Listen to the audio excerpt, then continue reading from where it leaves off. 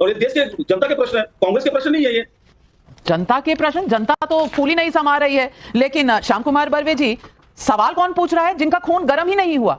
26/11 हो गया, 170 लोग मर गए 2008 में। वहां तब के एयरफोर्स चीफ पूछते रह गए कि हमें आप आदेश दें, हम जाकर पाकिस्तान पर हमला करें। जिनका खून गर्म हुआ ही नहीं कभी, वो पूछ रहे हैं कि थोड़ा सा गर्म क्यों हुआ। तो आज 27 मई है, तो मैं सबसे पहले पुण्यतिथि के अवसर पर श्रद्धांजलि अर्पित करना चाहूंगा नेहरू जी को। हालांकि उन्होंने नेहरू जी ने बोस जी की जासूसी कराई, पीओके दे दिया, अक्साई चीन दे दिया, 1948 में जीम स्कैम करवाया, 370 लागू किया, कोको आइलैंड दे दिया, 1962 के युद्ध में गड़बड़ियां की, IWT साइन करके 80% पानी दे दिया। फिर भी मैं श्रद्धांजलि अर्पित करूंगा, क्योंकि हम और इनमें बड़ा अंतर है। देखिए, आपको पता है गुलफाम हसन कौन था?